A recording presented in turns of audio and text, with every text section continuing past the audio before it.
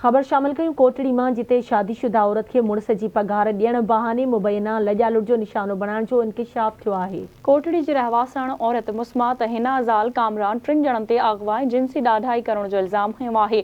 मुतासिर औरत जी फरियाद ते कोटड़ी थाणे ते उमर दराज नदीम मुमताज़ ऐं हिक अणॼातल शख़्स ख़िलाफ़ केस दाख़िल कयो वियो आहे, जॾहिं त पुलिस को बि जवाबदार गिरफ़्तार नाहे करे सघी। केस में औरत ॼाणायो आहे त कुझु ॾींहं अॻु हू पंहिंजे मुड़ुस जे पघार वठण लाइ फैक्ट्री ते वई हुई त फैक्ट्री वारनि पघार ॾियण खां इनकार करे छॾियो, जंहिं बाद मूंखे उमर दराज फ़ोन करे पघार ॾियण लाइ हिरण चौक ते घुरायो।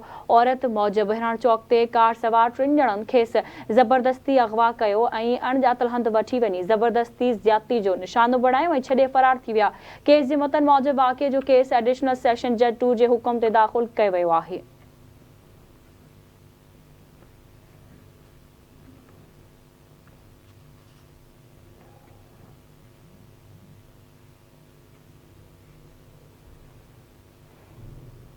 Sindh high court Sukkur bench PPMPA Shahnaz Ansari कत्ल केस में फरियादी धुर ट्रायल कोर्ट के फैसले के चैलेंज करण वारी दरख्वास्त की ॿुधणी 15 नवंबर ताईं मुलतवी करे छॾी आहे। डॉक्टर फातिमा अंसारी तरफां ट्रायल कोर्ट नौशर फिरोज के फैसले खिलाफ दरख्वास्त की Sindh high court Sukkur bench के जस्टिस यूसुफ अली सैयद और जस्टिस जुल्फकार अली सांगी ते ॿधल बारुकनी बेंच ॿुधणी कई।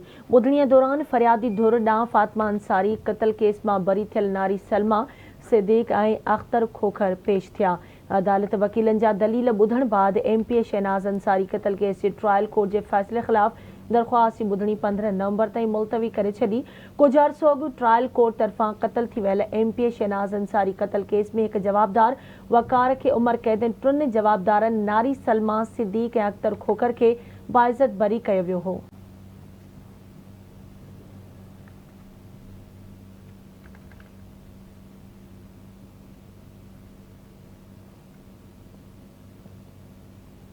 Sindh high court Sukkur bench पारां सहाफ़ी अजय लालवानी कत्ल केस के जवाबदारन की जमानत रद्द कराइण लाइ दरख्वास्त की ॿुधणी अणॼातल मुदे ताईं मुलतवी कई वई आहे। सालेपट में कत्ल थी वियल सहाफ़ी अजय लालवानी कत्ल केस के फरियादी तरफां जवाबदारन के ट्रायल कोर्ट में मिलियल जमानत के रद्द कराइण लाइ दाख़िल करायल दरख्वास्त की ॿुधणी जस्टिस यूसुफ अली सैयद और जस्टिस जुल्फकार अली सांगी ते ॿधल बरुकनी बेंच कई। ॿुधणी दौरान कत्ल केस में नामज़द 3 जवाबदारन सैयद इनायत शाह, एहसान शाह और SHO आशिक मीरानी पेश थिया। फरियादी धुर जो वकील पेश न थियण ते अदालत जवाबदारन की जमानत रद्द कराइण बाबत दाख़िल करायल दरख्वास्त की ॿुधणी अणॼातल मुदे ताईं मुलतवी करे छॾी। याद रहे त कुछ अर्सो अॻु सहाफ़ी अजय लालवानी के सालेपट में बेदर्दी सां कत्ल कयो वियो हो।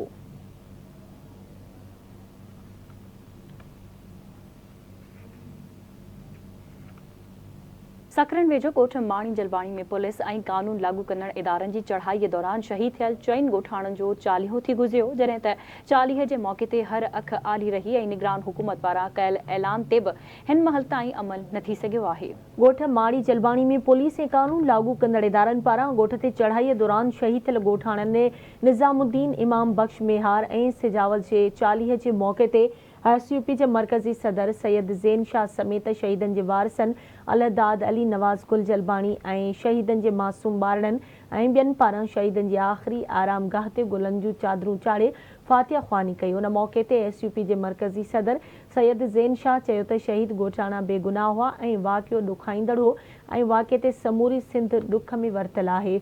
उन चयो त निगरान हुकूमत पंहिंजी ग़लती तस्लीम करे शहीदन के वारसनि सां ताज़ियत कई ऐं शहीदन के वारसनि जी माली मदद करण जो ऐलान कयो। शहीदन के वारसन अलदाद जलबाणी चयो त मूंसां वॾो ज़ुल्म थियो आहे। 2 पुट शहीद कया विया आहिनि पर अञा ताईं उन्हनि जा कातिल गिरफ़्तार न थी सघिया आहिनि।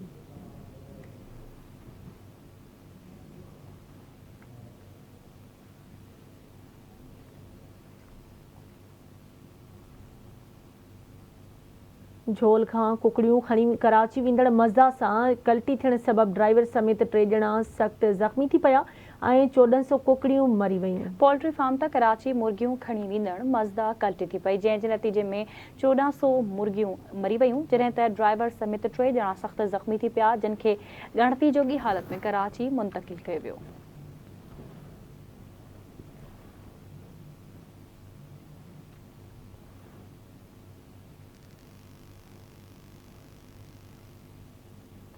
नौशेरो फिरोज में अणॼातल चोर चौकीदार के ॿधी 5 दुकाननि मां चोरी करे विया।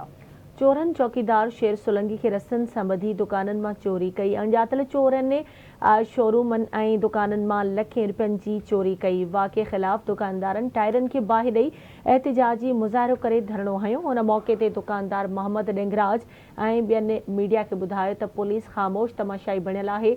अणॼातल चोर रोज़ानो चोरी करे फ़रार थी वञनि था, पर केर बि चोरीअ जी वारदातुनि ते ज़ाब्तो आणण लाइ तयारु न आहे। हुननि आइजी सिंध तोड़े ॿियनि अमलदारनि खां दुकाननि मां चोरी थियल सामान वापसि कराए बदअमनी ते बुंजो आणण जी घुर कई आहे।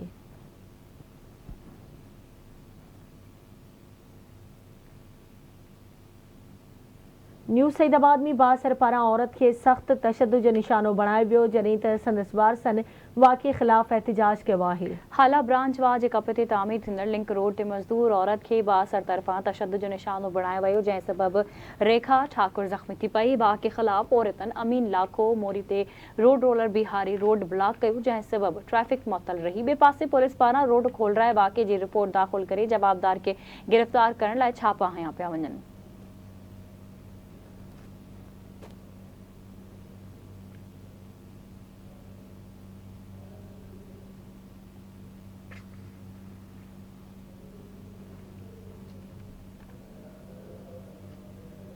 मलीर वेझो सामुंडी पट्टी ते क़ाइम रेड़ी ॻोठ में 3 महीननि खां पीअण जो पाणी अणलप थी वियो आहे, जंहिं सबबि मुहाणा पाणी फुड़े लाइ परेशान आहिनि।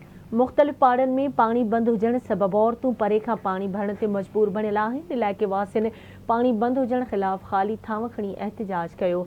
उन मौक़े ते मीडिया सां ॻाल्हाईंदे समाजी संघ जे चेयरमैन यूनिस ख़ासखेली ऐं ॿियनि चयो त सदियुनि खां आबाद वसंदीअ जो पाणी चोरी करे विकिरो कयो पियो वञे। हुननि चयो त 3 महीननि खां पीअण जो पाणी न हुजण करे रहवासी परेशान आहिनि।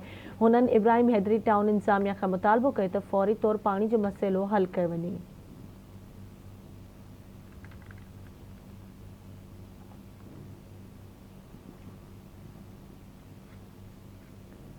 नौशर फिरोज़ जे म्यूनिसिपल मुलाज़िमनि खे 2 महीननि खां पघार न मिली सघी, जंहिं सबबि मुलाज़िम सरापा एहतिजाज पिणियल आहिनि। म्यूनिसिपल जे मुलाज़िमनि पघारूं न मिलण ख़िलाफ़ प्रेस क्लब वारो एहतिजाजी मुज़ाहिरो करे धरणो हयो। म्यूनिसिपल जे मुलाज़िमनि किशन राजा मौला बख्श ऐं ॿियनि मीडिया खे ॿुधायो त पघारूं न मिलण करे मुलाज़िम फाकाकशी जो शिकार आहिनि। म्यूनिसिपल मुलाज़िमनि चिताब ॾिनो त जेकॾहिं खेनि पघारूं जारी न कई वयूं त हू कम छॾ हड़ताल कंदा।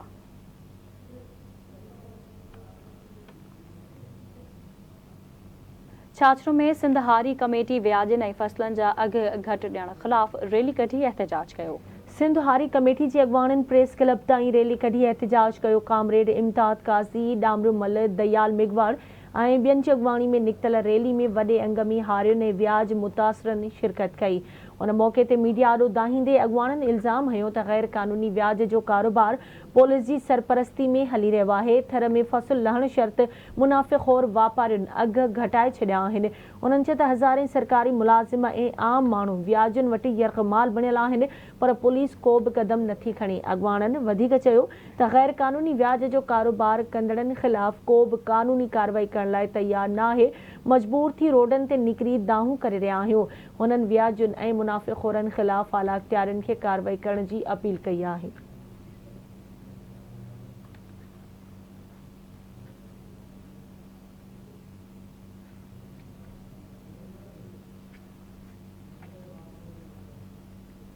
नवदेरो में ॻोठ वाहिद बख्श आगाणी जे रहवासी घर ते मुबैना कब्ज़े ख़िलाफ़ एहतिजाज कयो आहे। अब्दुल्ला आगाणी घर ते भाॼाई पारां पंहिंजे भाइरनि ऐं नाठियुनि सां मिली भगत करे ज़बरदस्ती कब्ज़ो करण ख़िलाफ़ एहतिजाज कयो। उन मीडिया खे ॿुधायो त मरहूम भाउ जी घरवारी पंहिंजे भाइरनि सां मिली करे घर ते ज़बरदस्ती कब्ज़ो करे खेसि लॾाइण चाहे थी। हुन इल्ज़ाम मढ़ियो त भाॼाई ऐं ॿियनि ख़िलाफ़ SSP लाड़काणो तोड़े नवदेरो थाणे ते दाह खणी वियो आहियां, पर पुलिस हुननि खां रिश्वत वठी संदनि ख़िलाफ़ कुझु बि नथी करे। हुन पी चेयरमैन बिलावल भुट्टो ज़रदारी, फयाल टालपुर ऐं ॿियनि वसवारनि खां मामले जो नोटिस वठी ॾाढ कंदड़ काउंसलर ख़िलाफ़ कार्रवाई जी घुर कई आहे।